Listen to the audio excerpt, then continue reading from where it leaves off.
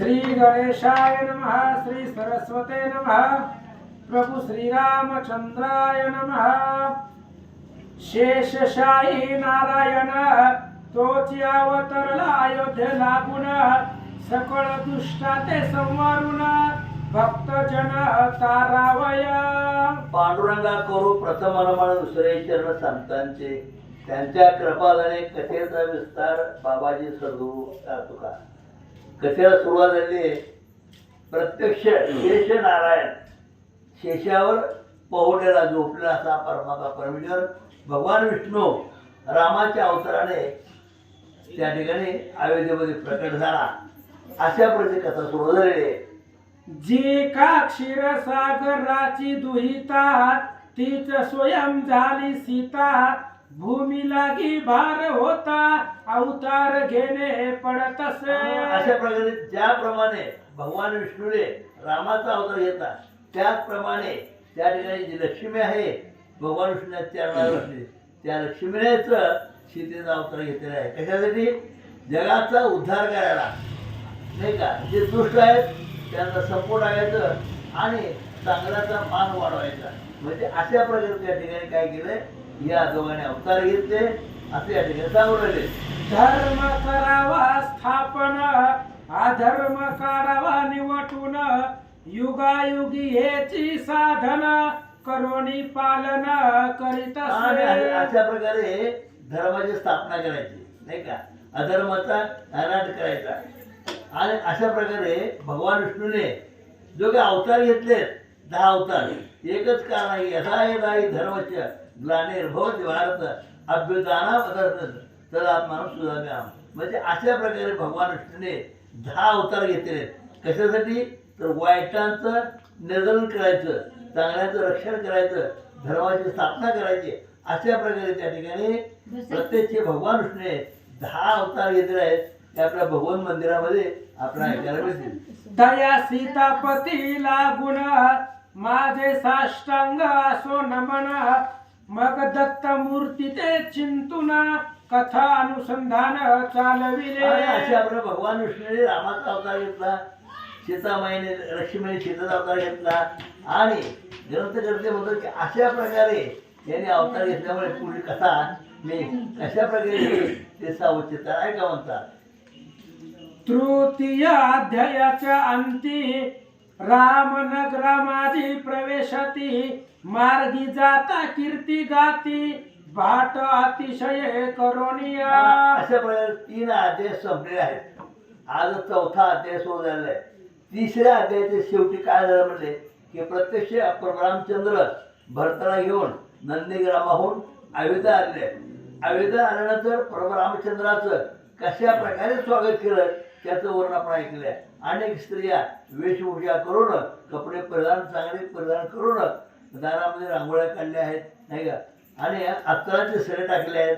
अशा प्रकारे रंगमाळा आहेत.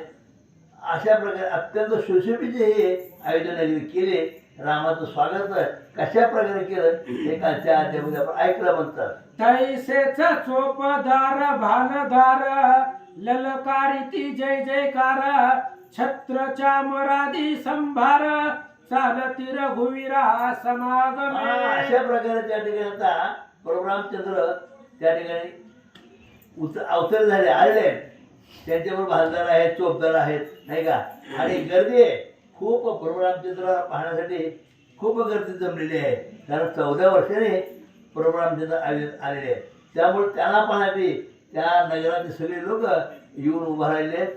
गर्दी हटवण्यासाठी भालदार चोपदार आहेत, नाही का. अशा प्रकारे प्रभू रामचंद्रासाठी वाट काढत भालदार चोपदार काम करत आहेत. राज मंदिरा समीप येता पुढे काय वर्तली कथा. ती एकाग्र करोनी चित्ता ऐका आता सकळी. अशा प्रकारे मिरवणूक निघाले. प्रभू रामचंद्राची मिरवणूक अयोध्येमध्ये निघाले. आणि भालदार चोपदार आहे आणि स्त्रिया वेशभूषा करून आले आहेत. प्रत्यक्ष प्रभू रामचंद्राच्या अंगावर फुलांचा वर्षाव करतायत. असं करता करता मुख्य जे ठिकाण होतं अयोध्येमध्ये ज्या ठिकाणी राज्याभिषेक होणार होता त्या ठिकाणी येऊन पोहोचले. तिथं आल्यावर काय घडलं ते सावचित आहे का असं ग्रंथकर्ते बोलतात. वत्स्यायन म्हणे नागपती मागील कथा सांगितली मज प्रती ती मी ऐकली अति प्रीती परीच्छा निक चित्ती माझ्या. आणि अशा प्रकारे त्या ठिकाणी ग्रंथकर्ते आहेत. त्या ग्रंथकर्ते कोण आहेत ते? दत्तदास. दत्तदास, दत्तांचा दास हे त्याचे लेखक आहेत. आणि ते म्हणतात आता पुढे काय घडलं ते सावचिता नाही का अशा प्रकारे दत्तदास त्या ठिकाणी बोलू लागले. तरी ऐसियाचे निरसन कोण करील गा तुझ विन रामचंद्र गेले वना लागून दुःख दारुण सकळी आणि का. सांगायला नाही की ज्यावेळेस प्रत्यक्ष रामचंद्र नाही का आपल्या वडिलांच्या आज्ञेप्रमाणे वनवासाला गेले नाही का आणि वनात गेल्यानंतर लोक दुःखी झाले होते, अत्यंत दुःखी होते. आणि त्यावेळी काय अवस्था घडली ती या ठिकाणी सांगू लागले. हॅलो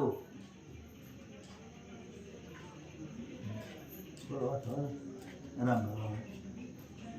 परी कौशल्य अति दुःखित राम आले अयोध्ये प्रत ऐसे कळवावया धाडीला सुमंत भरते त्वरित ते काळी. आणि अशा प्रकारे त्या ठिकाणी जो सुमंत नावाचा प्रधान होता नाही का तो त्या ठिकाणी प्रधान पाठवला आहे.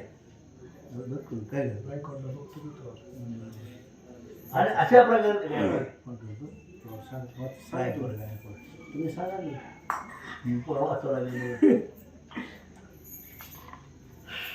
परी कौशल्य अति दुःखित राम आले अयोध्ये प्रत आईसे कळावया धाडीला सुमंत भरते त्वरित ते काळी. आणि अशा प्रकारे ज्यावेळेस प्रभू रामचंद्र वनवासाला निघाले होते त्या कौशल्यामध्ये अत्यंत दुःख झालं होतं बरं का. आणि कौशल्य माता म्हणत होती रामा तू वनवासाला जाऊ नको आणि जायचं असेल तर आपल्या नगराच्या बाहेर एक झोपडी तयार करू त्या झोपडीमध्ये राहतो. परंतु रामाने सांगितलं आहे तसं नाही म्हणजे मला अरण्यात जायला सांगितलं म्हणजे दशरथ राजाने. अरे मग आईचं ऐकायचं का बापाचं ऐकायचं नाही का. प्रभू रामचंद्राने कौशल्याला सांगितलं काय सांगितलं की हे बघा म्हणले तू पतिव्रता आहे. तू पतिव्रता कोणा म्हणायचं जे आपल्या पतीचं ऐकते ते पतिव्रता. मग आता माझ्या वडिलांनीच मला म्हणजे तुझ्या पतीने मला वनवासाला पाठवलं माझं त्याचं ऐकायचं मी सांगतो म्हणून आपल्या कौशल्य मातेकडून सुद्धा आज्ञा घेतलेली आहे. अशा प्रकारे आपल्या जेवण आनंद झाला कवने परी मज निवेदी गासत्वरी शेष म्हणे ते अवसरी ऐक निर्धारी सांगतो. अशा प्रकारे त्या ठिकाणी आता शेष म्हणजे लक्ष्मण ठीक आहे. आणि अशा प्रकारे त्या ठिकाणी आता प्रभू रामचंद्र आलेले अत्यंत दुःख होतं कौशल्या परंतु राम आले कळल्याबरोबर त्याला अत्यंत आनंद झालाय. आणि मग त्या ठिकाणी प्रत्यक्ष लक्ष्मणाला काय म्हणते सावचित्र आहे का म्हणतात ते यथा सांग वर्तमान श्रवण करी चित्त देऊन जावणी सुमंत प्रधान मने आला श्रीराम. आणि अशा प्रकारे सांगा म्हणले कैकेयला सांगा सुमित्रा सांगा कौशल्याला सांगा काय म्हणले अहो आपला राम म्हणजे 14 वर्षे वनवासाला गेला होता नाही का आता आलेला आहे भरताला घेऊन आलाय लक्ष्मण बरोबर आहे सीतामाई आहेत हे सगळ्यांना कळवा सगळ्यांना आनंद होईल म्हणले कोणाला सुमित्रेला कौशल्या वाचेला नाही का. आणि कैकेयला सुद्धा आनंद होईल कैकेयला सुद्धा कारण तिघे माता आणि त्यामुळे या सगळ्यांना निरोप द्यावा अशा प्रकारे सुमंत जवळ निरोप दिला. निचे स्थित माता मंदिरी आसता सुमंत वदला वैखरी ते शुभ शब्द कर्णद्वारी पडता करी विचार. त्यावेळेस सर्व महिला आपापल्या महालामध्ये बसल्या होत्या आणि सुमंत प्रधान होता तो प्रत्येक दारात जायचा ऐसा गुडा आपले प्रभू रामचंद्र आले कौशल्याला सांगितलं कैकेयला सांगितलं नाही का. आणि अशा प्रकारे तिघे माताला निरोप दिला. कोणी दिला सुमंत्राने दिला. काय निरोप दिला अहो प्रभू रामचंद्र 14 वर्षे वनवास बघून आपल्या आले नगरामध्ये आले म्हणले. त्यामुळे त्या माता उठल्या आणि माता काय म्हणतात बघा काय मजला स्वप्न पडले किंवा कोणी सांगितले किंवा भ्रांती योगे ऐसे भासले मज लागी कळले नसे काही. अशा प्रकारे जणू काही स्वप्नात असले का होते कारण काय तिघे माता आपल्या महारामध्ये पोहल्या होत्या. सुमंत प्रधान आले आणि राम आले त्या जणू काही स्वप्नात ऐकले वाढायला गेला जर स्वप्नच पडले राम आले राम आले. अशा प्रकारे प्रत्येक माता त्या ठिकाणी सावध झालेल्या आहेत. आणि पुढे काय म्हणतात मग, मी हात भाग्य मज लागून कैसे दिसेल श्रीराम वदन बहुकाळ तप केले म्हणून ऐसे पुत्र रत्न पावले. आणि त्या ठिकाणी ते माता म्हणतात, काही माता कौशल्य माता म्हणते, मी माझ्या पोटी हा बाळ जन्माला, अनेक जन्माचं पुण्य मला पदरा मिळालं. अनेक जन्म आहेत आपल्याला. आपला एवढा जन्म झाला म्हणजे कोणा दुसरा जन्म नाहीये. आपण जेव्हा मरण पावतो किंवा ती माणसं मरतात त्यांना पुन्हा जन्म आहे, पुन्हा जन्म आहे. कोणता जन्म आहे त्याची कथा बरेच आहेत नाही का. आपला कुठला जन्म मिळतो ते पुन्हा प्रपंचिकाला जन्म मिळतो नाही का. हा, आणि अशा प्रकारे सत्वगुणामध्ये असेल चांगला जन्म मिळतो, रजगुणामध्ये असेल तर प्रापंचिक जन्म मिळतो, आणि तमगुणामध्ये असलं तर पशु पक्षी किंवा जन्म मिळतो. म्हणजे आपल्या ह्या मनुष्य देहामध्ये आल्यानंतर आपलं जर कल्याण करून घ्यायचं असेल, आपला पुढचा जन्म चांगला घ्यायचा असेल तर सत्संगती महत्वाची आहे. अशा प्रकारे या ठिकाणी सांगू राहिले. गेला हातीचा चिंतामणी कोणी परिस नेला चोरणी दुभंग होती जरी मेदिनी तरी काय पतनी घाली ते. काय सांगायचं म्हणजे आमचा हा परिस होता नाही का, चिंतामणी होता, आणि तो कोणीतरी हिरून न्याला होता. म्हणजे प्रभू रामचंद्र चिंतामणी म्हणले, परिस म्हणलेले. तो माझा राम कोणीतरी हिरून न्याला होता, गेले होते. आता ते या ठिकाणी येऊ राहिलेत, आलेले आहेत. आणि त्यामुळं या तिन्ही माताला अत्यंत आनंद झाला म्हणतात. ऐसे वदोनिया किंचित नेत्र उघडून या जो पाहता तो हात जोडून सुमंत उभा समोर आणि राहिला. ज्यावेळेस ह्या माता आपापल्या महालामध्ये होत्या, सुमंत प्रधान त्या ठिकाणी सांगायला आला होता. काय सांगितलं, अहो म्हणे सावध राहा, म्हणजे उठा उठा म्हटल्याकडे प्रभू रामचंद्र आले. त्याला आपण स्वप्नात आहोत असं वाटलं बरं का. आणि डोळे उघडून पाहतात तर सुमंत नावाचा प्रधान अगदी समोर हात धरून उभा राहिलाय. त्याला पाहिलं आणि तो काय म्हणतो हे सावचित्तानं ते माता ऐकून गेले. मग पुसे प्रधानाते कुशल सांगरे माते सीता श्रीराम लक्ष्मण वनाते आनंद चित्ते आहेत की. आणि त्या कौशल्य माता उठलेले आहेत आणि विचारायला सुरुवात केली. अरे म्हणजे माझा राम लक्ष्मण सीता व्यवस्थित आहेत का, सुखरूप आहेत का, असा प्रश्न कौशल्य प्रधानाला विचारा. आता प्रधान काय म्हणतो आहे का, माझे तया काही स्मरण असे किंवा नाही म्हणून आक्रोश करी रुदन सांगे मज लागून प्रधान. अजूनही कौशल्य मात्र माहित नव्हतं की आपला राम आपला आयोजन आला म्हणून. आणि ज्यावेळेस प्रधान समोर उभा राहिला, प्रधानाला विचारतात, अरे बाबा माझा राम कसा आहे, सुखी आहे का नाही, आला का नाही. इथं अजून आला हे सांगितलं नाही, परंतु कौशल्य माता म्हणते कसं काय सुखरूप आहे का माझा राम, कौशल्य आपले सीतामाई सुखरूप आहेत का. अशा प्रकारे हे कौशल्य मातेने त्या प्रधानाला विचारलं. प्रधान कोण आहे, सुमंत प्रधान आहे.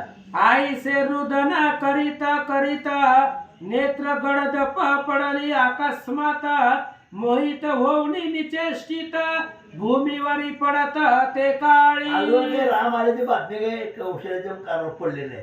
फक्त प्रधान समोर उभा राहिला आणि माझा राम कसा आहे, सुखरूप आहे का नाही, बरं आहे की नाही असं म्हणत त्या प्रधानाने बघत बघतच कौशल्य माता फार मिळून पडलेले. अजून नाव आली बातमी त्याला अजून कळलेलं नाहीये.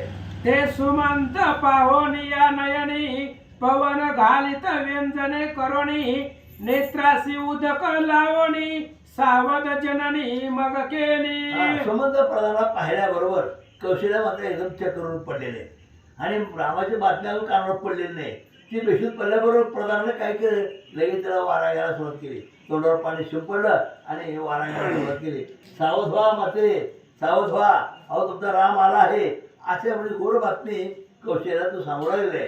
मने कौशल्य न करी तळमळ ही शोकाची नवे वेळ सीते सहित वर्तमान निर्मळ तमाल उद्या म्हणले, अहो हे काय रडायची वेळ नाहीये किंवा मूर्छित पडायची वेळ नाहीये. काय झालं, अहो आपल्या इथं राम आले, सीता आले म्हणले, हा तुम्ही काय दुःख होऊ नका, सावध व्हा. अशा प्रकारचं ते प्रधान कौशल्य मातेला सांगू लागलेलं आहे. सुमंताचे सत्य भाषण कौशल्याने केले श्रवण मग ते तिचा आनंद वर्णन सहस्त्रवदनी मी काय करू. त्यावेळेस कौशल्यामध्ये सावध केलं नाही का, वारा घातला, पाणी टाकलं चेहऱ्यावर, सावध झाला. सावध झाल्याबरोबर कानावर सुद्धा पडले की आपले प्रभू रामचंद्र आलेले आहेत, सीतामाई आलेले आहेत. हे ऐकल्यावर कौशल्यामाता अत्यंत आनंद झाला आणि आनंदाच्या भरामध्ये ही कौशल्या माता त्या प्रधानाला काय म्हणते ऐका. तो आनंद पाहू जाता त्रिभुवन व्यापून शेष होता, तयाची नये गणना करिता म्हणून वदता नयेची. काय सांगायचं म्हणजे ज्यावेळेस बरोबर रामचंद्र आले ते शब्द कौशल्या माझ्या कानावर पडल्याबरोबर एवढा आनंद झाला तिला की त्या आनंद वर्णनच करता येत नाही. अशा प्रकार 14 वर्ष झाली प्रभू रामचंद्र होते आणि ही बातमी जेव्हा कानावर पडली कौशल्याच्या, त्याला इतका आनंद झाला की ग्रंथकर्ते म्हणतात त्या आनंद वर्णन करू शकत नाही. अशा प्रकारे त्या ठिकाणी सांगू राहिले. सागर मने उचंबळून केव्हा पाहिना चंद्रवदन, तैसे झाले कौशल्य लागून ऐकता वचन मंत्र्याचे. ग्रंथकर्त्याने दृष्टांत दिला की सागराला काय वाटतं की केव्हा मी ती चंद्र पाहिजे, कारण जेव्हा सागराला वरती येते तेव्हा तो सागर चंद्र झाकला असतो. बरोबर त्या ह्याच्यामध्ये सागराला वाटतं केव्हा मी ते चंद्राचं ते घेईन. तसंच कौशल्य म्हटलं जेव्हा मी ते माझ्या रामाचा चेहरा बघेन. अजून काय प्रोग्राम तिथं आले नव्हते, दारात आले नव्हते, नगरात आले होते आणि कौशल्य असं वाटायचं की केव्हा रामाला भेटेल, केव्हा त्याचा चेहरा पाहिजे. अशा प्रकारे अत्यंत उत्कटा त्या कौशल्याच्या मनामध्ये झालेले आहे. चुकता हरिणीचे पाडस धुंडाळीत फिरे वनास, तैसे भ्रमण करीत मानस लागला सोस. एखाद्या हरणाचं पाडस त्या जंगलामध्ये कुठे गायब व्हावं आणि म्हणजे हरिण काय करते आपल्या पाडसाला शोधते इकडे तिकडे आणि शोधत असताना त्या ठिकाणी श्री गणेशाय नमः. श्री सीताराम जैसी ती कुर्मी निजान, असे बाळावरी चित्त ठेवून, तैसे मीनले रामी मन करिता ध्यान ते काळी. कथेचा अनुसंधान इथपर्यंत आलेला आहे. सुमंत प्रधानानं वार्ता सांगितली की राम आलेले आहेत कौशल्य मातेला. आता जिचं पोरग 14 वर्ष तिच्यापासून लांब होत, 2 दिवस पोरग गावाला गेले तर आपल्याला करमत नाही महाराज. 14 वर्ष रामचंद्र कौशल्यपाशी नव्हते.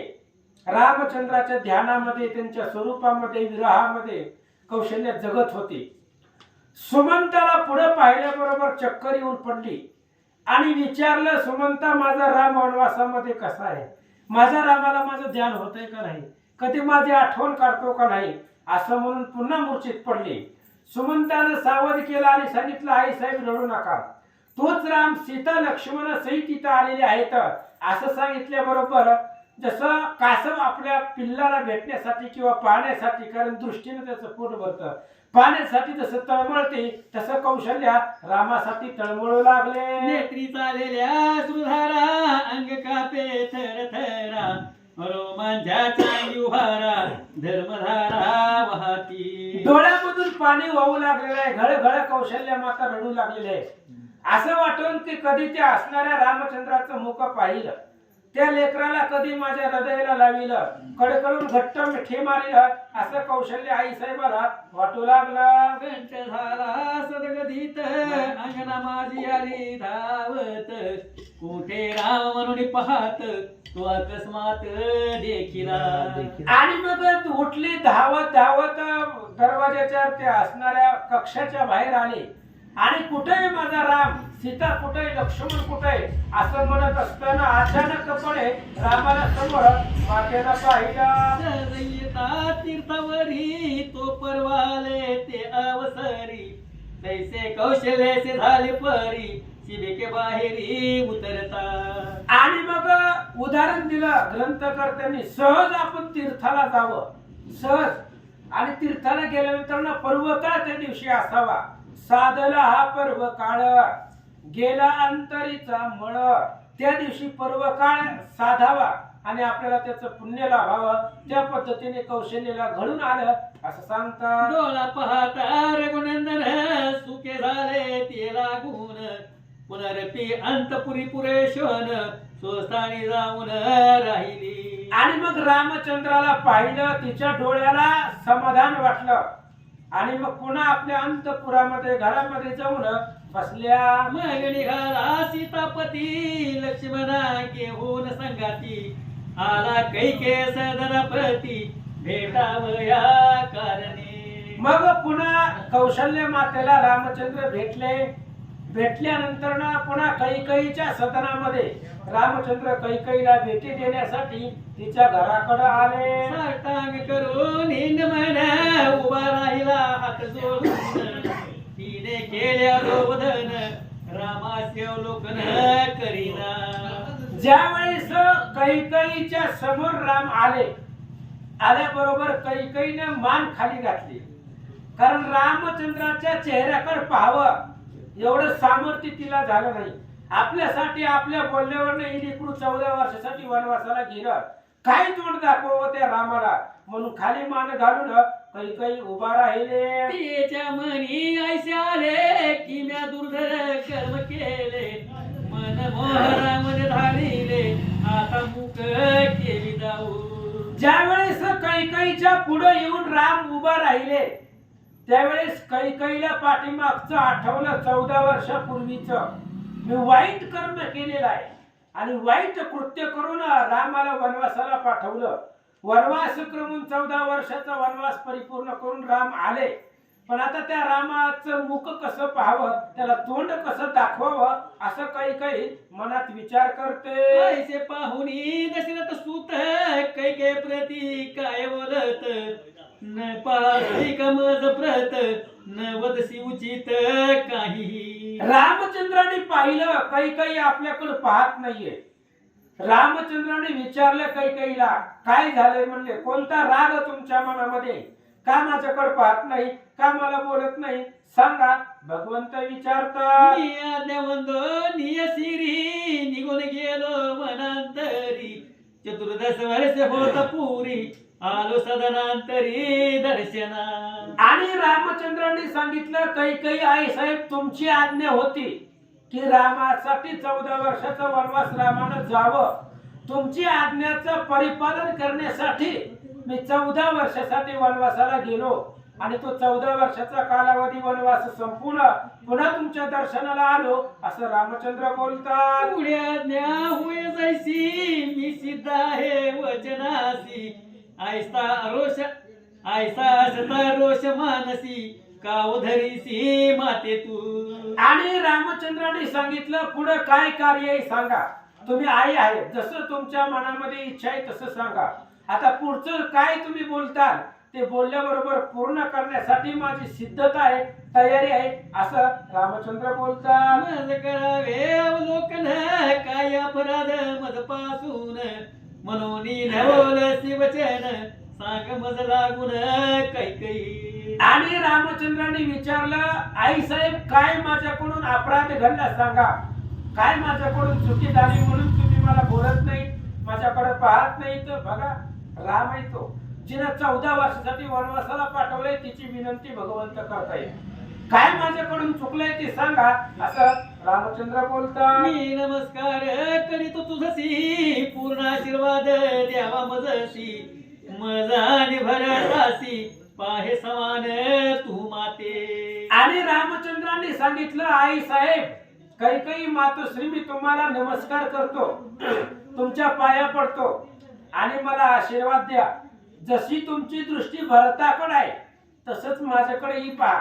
भरता समान, भरताला आणि मला समान पहा, द्वेष करू नका, भगवंत बोलतात. जानकी वराचे वचन ऐकून बोले नम्र वचन आता न बोलावे मज लागून मात्र सदना जाई तू. असं त्यावेळेस बोलल्यानंतर ना रामचंद्राचं बोलणं ऐकलं कैकेयीनं आणि कैकेयीने सांगितलं, रामा तू खूप आज्ञाधारक आहे, आता मला तुझ्या बरोबर काहीच बोलता येणार नाही, काय बोलावं.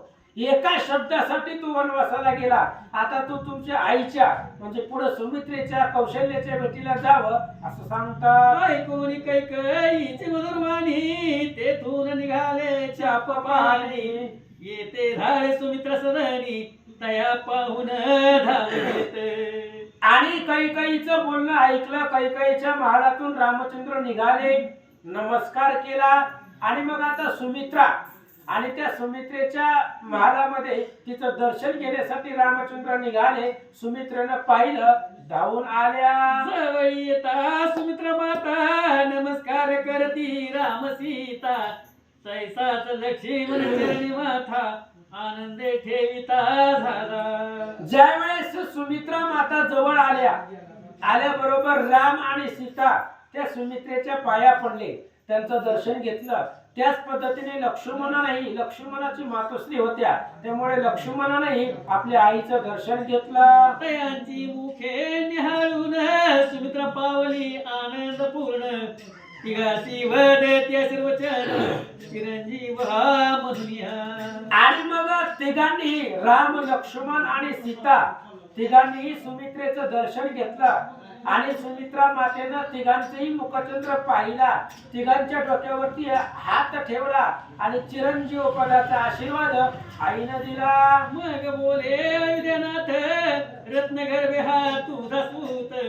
जयाची लक्ष्मण म्हणत तोच रक्षित आम्हा ते. आणि रामचंद्राने सुमित्रेला सांगितलं, आई साहेब, तुमच्या पोटाला जन्मलेलं रत्न ही लक्ष्मण आहे.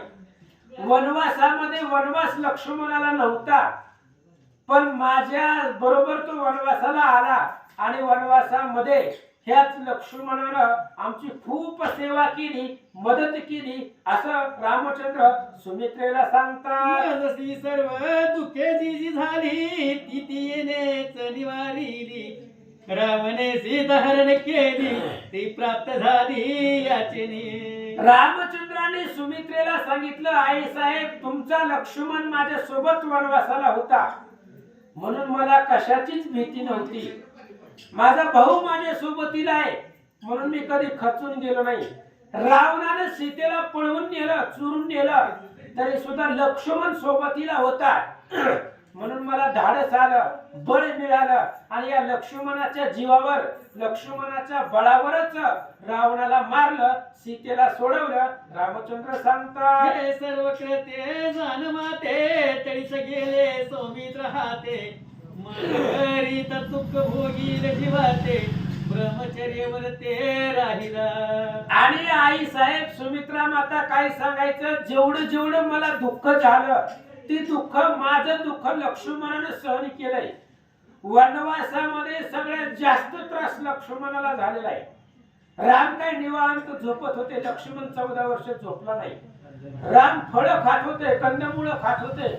लक्ष्मणानं 14 वर्ष निराहार उपवास केलेला आहे. आपल्याला महिन्यातलं 2 एकादशी करायचं जड जात. 14 वर्षाचा उपवास लक्ष्मणाने केलेला आहे, निराहारी राहिलेला आहे. जी कष्ट मला झाली त्या परीस त्रास लक्ष्मणाने सहन केला, असं सुमित्रेला रामचंद्र बोलतात. आयचे स्तुतीचे भाषण सुमित्रेने केले श्रवण.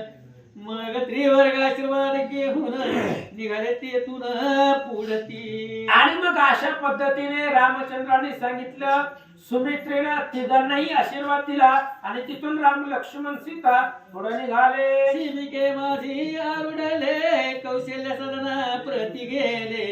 मातेचे चरण धरण धरिले आनंद भरले अंतर. मग पुन्हा तिथून निघाले. बघा, रामचंद्र पहिल्यांदा कैकेयीला भेटले. जिनं आपल्याला वनवासाला पाठवलं तिची आलेल्या पहिल्यांदा भेट घेतली. पुन्हा सुमित्रेला भेटले आणि शेवटी आपली असणारी आई कौशल्य मातेच्या घराकडे भगवंत निघाले. मग उचलोनी शेषशाही आलिंगन देत कौशल्या माई, आलिंगन देत कौशल्य माई. वैदेव पाहुणी राम हृदयी गैवर ते समयी दाटला. आणि मग ज्यावेळेस रामचंद्राला पाहिलं त्यावेळेस कौशल्याने रामाला उचललं आणि आपल्या हृदयाला लावलं. पण दशरथ राजा गेलेला दुःख रामालाही होतं. दशरथ राजा मरण पावलेले होते, त्यामुळे वैधव्य आलेलं होतं कौशल्य मातेला आणि ते दुःख रामाला झालं. ते दुःख दारुण परिणाम विचार करून केले दुःखाचे निरसन न कळता जाण मातेसी. रामाला दुःख झालेलं होतं. एक वडील आपले नाहीत, वडील मरण पावलेले आणि आपली आई विधवा झालेली. हे दुःख रामाच्या मनात होतं. पण त्यावेळेस रामचंद्राने विवेकाचं बंधन केलं.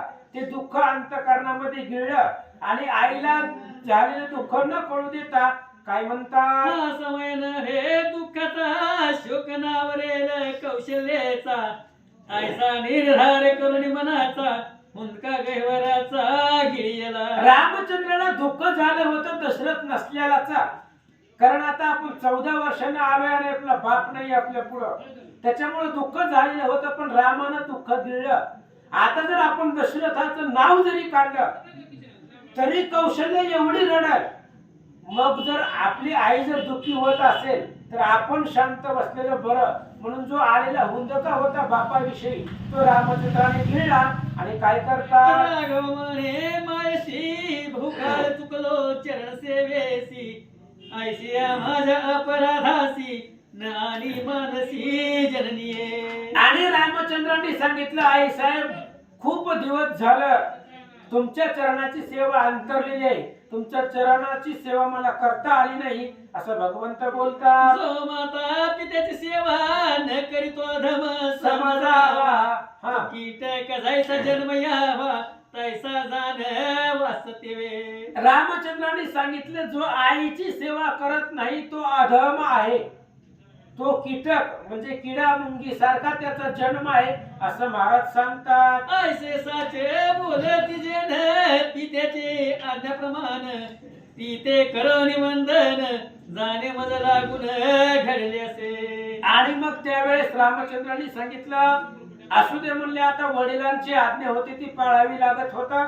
त्याच्यामुळं 14 वर्षासाठी वनवासाला जावं लागलं असं राम सांगतात. तेने पडला अंतराय परी तू दयाभूत माझी माय, म्हणून सर्व अन्याय करी क्षमा मज लागी. रामचंद्रांनी सांगितलं, आई साहेब दशरथाची आज्ञा होती त्याच्यामुळे वनवासाला गेलो, तुमच्यापासून अंतर पडलं, पण तुम्ही आमचे आई आहात, कृपाळू आहात, म्हणून मला क्षमा करा. रामचंद्र बोलतात, ऐसे ऐकून या वचन जे सकळ जीवाचे जीवन, पूर्ण भ्रम सनातन पूर्वाळी वदन माय त्याचे. आणि अशा प्रकारे रामचंद्र बोलल्यानंतर ना सगळ्या जगाचा आधार राम, कृपेचा कोवाळा, जीवाचा जिव्हाळा असा असणारा राम आणि त्या रामचंद्राच्या मुखावरनं हात कौशल्य माता फिरवू लागल्या, त्याचं वदन कुरवाळू लागल्या असं सांगतात. जे जे घडले ज्या काळी राम सांगे माते जवळी, रावणे हरिणी सीता वाळी लंकित तत्काळ ठेविली. आणि मग वनवासाला गेल्यापासून चित्रकूट पर्वतापर्यंत कौशल्य मातेला माहिती होतं.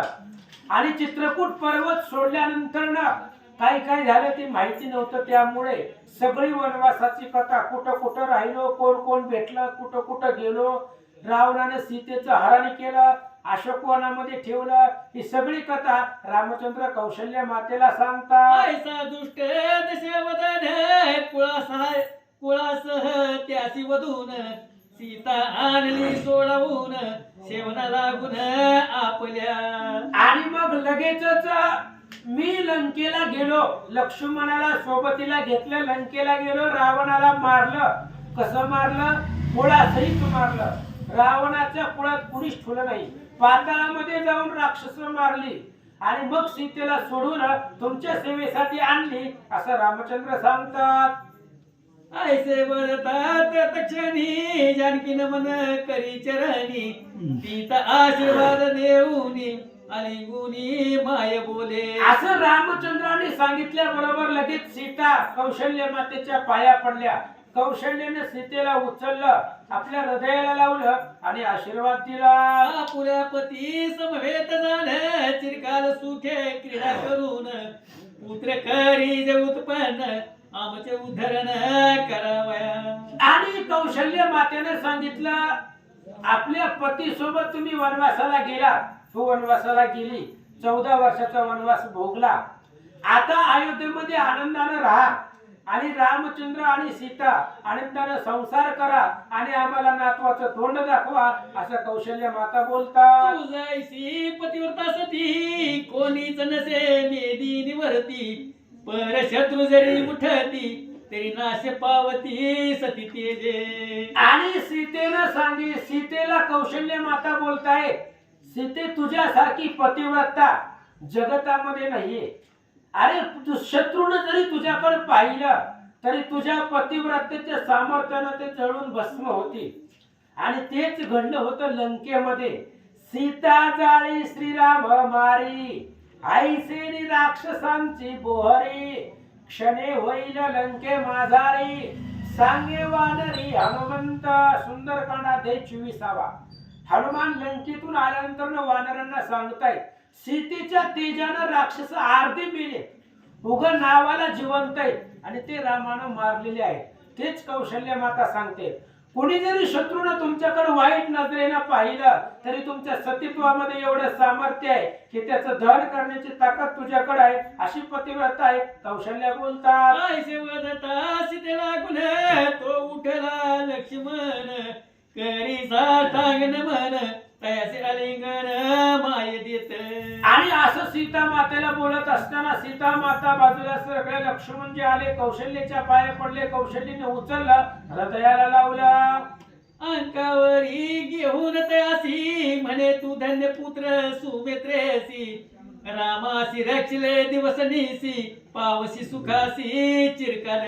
लक्ष्मणाला कौशल्याने आपल्या मांडीवरती घेतलं आणि सांगितलं, धन्य असणारी तुझी आई सुमित्रा आहे.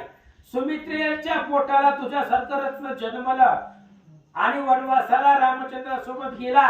असं कौशल्य बोलतात. मग हनुमंत आदि करून 18 पद्म वानर गण, चिरंजीव विभीषण करीती नमन सर्वही. मग पुढे सगळेजण आले. नळ नीळ जांबुवंत सुग्रीव अंगद विभीषण महाराज सगळे आले आणि एक एक करून कौशल्य मातेला नमस्कार करतात. सकळ आशीर्वाद देऊन देती राहावा यासी स्थान, जैसे दया योग्यासे जाण सीधा सामन पाठविती. आणि मग आता सगळ्यांना जे जे रामचंद्राच्या सोबतीला आलेले होते अयोध्येमध्ये, वानर असतील राक्षस असतील विभीषणाच्या सोबतीचे, त्यांना राहण्यासाठी महल दिलेला आहे आणि जे जे पाहिजे ते ते उपचार त्यांना देऊ लागले. इकडे भरते काय केले महाज्योतिषी बोलाविले, आणि विलोचन ब्राह्मण अनिले पूजने बैसविले आसनी. भरताने विचार केला आता रामाचा राज्याभिषेक करावा. उशीर कशाला करायचा म्हणजे आता, म्हणून जे ज्योतिषी होते, जे असणारे भविष्य तंत्रमंत्र जाणणारे तपस्वी, त्यांना बोलवलं आणि काय सांगतात. मग प्रार्थितासे तयासी सुमुहूर्त सांगावा आम्हासी, राजाभिषेक करे रामासी म्हणून तुम्हासी पाचारिले. भरतजींनी त्या विचारलं त्यांना, ज्योतिषांना म्हणले मुहूर्त काढा, तुमचं पंचांग बघा आणि मुहूर्त सांगा. योग्य मुहूर्तावरती या अयोध्येच्या राजगादीवरती रामाचा राज्याभिषेक करण्यासाठी योग्य सुमुहूर्त सांगा. किती वार नक्षत्र शुभ वेळा योग्य कारणादी पाहून सकळा, राजाभिषेक करून तमाल नीळा सुख सोहळा पाहावा. आणि आता तुम्ही तिथी काळ वेळ सगळं तुम्ही पहा तुमच्या पंचांगामध्ये आणि योग्य शुभ दिवस काढून आम्हाला सांगा. त्या दिवशी आम्ही रामाचा राज्याभिषेक करू. भरतजी बोलतात, ऐकून भरताचे वचन ब्राह्मण ज्योतिषी डोला विद्यमान, उत्तम वर्ध पाहून दीन राजाभिषेक योजिला. मग लगेच भरतजींनी सांगितल्या पद्धतीने सगळ्या ऋषीवर्यांनी ज्योतिषांनी ब्राह्मणांनी सांगितलं. ठीक आहे म्हटले, चांगला मुहूर्त पाहू असं म्हणतात. 4 सागरीचे आणि उदक नाना प्रकारच्या वनस्पती देख, वशीचे सर्व साहित्य सुरेख आणि रे सकळीक ते काळी. मग रामाचा राज्याभिषेक आहे, त्याच्यामुळे 4 समुद्राचं पाणी आणलं. चतुसमुद्राचं पाणी जल अभिषेकासाठी आणलेलं आहे. अनेक प्रकारच्या वनस्पती आणलेल्या आहेत. वशिष्ठ महाराज राज्याभिषेक करण्यासाठी तयार झाले. व्याघ्र चर्मानीले झळकरी सप्तद्वीप पृथ्वी रेखिली त्यावरी, ठेविते सिंहासन उपरी वरी धनुर्धारी बैसविला. आणि मग जिथं अयोध्येचं भद्रपीठ त्याला असणारी राजगादी म्हणतायत, त्या राजगादीवरती व्याघ्र चर्म आणलं त्या व्याघ्र चर्मावरती सप्तद्वीपचं चित्र काढलेलं होतं आणि ती व्याघ्र चर्म त्या सिंहासनावरती ठेवलेला आहे आणि त्याच्यावरती रामाला बसवलं. अभिषेक ऋषी उठत जाणे देव पितर आले राहून नाग आले ना पाताळातून शेषादी करून सर्वही. आणि रामचंद्राच्या राज्याभिषेक सोहळ्यासाठी देव असतील, पितर असतील, पूर्वज असतील, ते सगळे आले. सगळे देव लोक आले.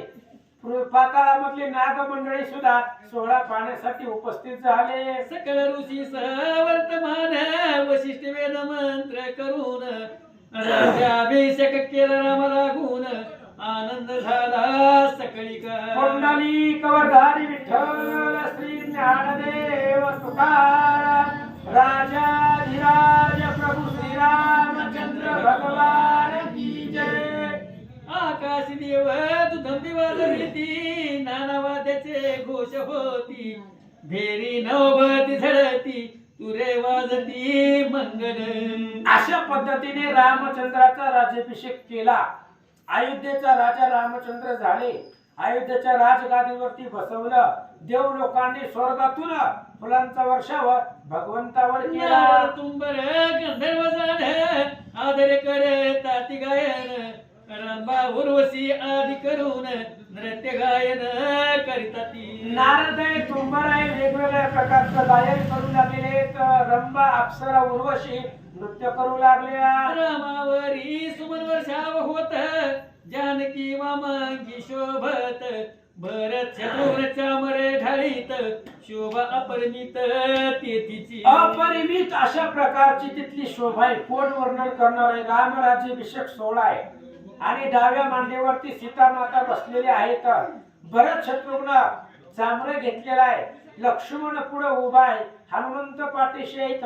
असं सोहळा वर्णन करतात. हाती घेऊन आरती सकळ नगरीच्या स्त्रिया येती वस्त्रालंके जन पूजिती अयोध्यापती कारणे. आणि मग रामचंद्राला ओवळण्यासाठी, आरती करण्यासाठी गावामधल्या सगळ्या स्त्रिया आरत्या घेऊन भगवंताच्या समोर आल्या. चोपदार भालदार भारही गरजती भातही गरजती अपार एकच करती जय जयकार कांती सिपार कीर्ती सिपार असे. आणि मग चोपदार आहे, भालदार आहे, भाटांचं काम असतं फक्त वर्णन करणं. त्यामुळे तेही रामचंद्राच्या पुरुषार्थाचं वर्णन करू लागलेले आहेत. आणि कीर्ती भगवंताची ब्रह्मांडामध्ये समावेश नाही. थोर आनंद वर्तला भरत सर्वाचा सन्मान केला वस्त्र भूषण पूजिला सकळ समुदाय ते काळी. आणि मग सगळ्यांना आनंद झालेला आहे. वस्त्र, अलंकार, भूषण भरतजींनी सगळ्यांना दिलेले आहेत. सर्वांचा मान सन्मान गौरव भरतजी करू लागले. राजभांडारे उघडीली विप्रहाती लुटविली सकळी संतोष झाला ते वेळी चतुर्वर्णी लागुनी. मग राज भांडारे जी होती, द्रव्य होत, भांडार कक्ष होत, ती फोडलेलं आहे. सगळ्यांना ब्राह्मणाला जेवढं पाहिजे तेवढं दक्षिणा वर्गणी जी पाहिजे तेवढं ब्राह्मणाला दिलेलं आहे. आणि त्याच्यामुळे सगळ्यांना आनंद वाटला. आता पुढे पंचमाध्यायी जाण देवस्तविती राम लागून अगस्ती ऋषीचे आगमन राम भेटीसी होईल. आता या अध्यायामध्ये रामचंद्राचा राज्याभिषेक झाला. आता पुढच्या अध्यायामध्ये देव लोक आपली सुटका रामाने केली म्हणून आभार मानतील. आभार मानण्याचा कार्यक्रम देव लोक करतील. रामचंद्राची स्तुती करतील आणि अगस्ती महाराज येतील. त्यांची भेट पुढच्या अध्यायात होईल. झाला राज्याभिषेकाचा सोहळा सद्गुरुदयेचा उमाळा दास पाहून सकळा जेना लागी दाई तसे. ग्रंथ करते विष्णू बल्लाळ असं त्यांचं नाव आहे.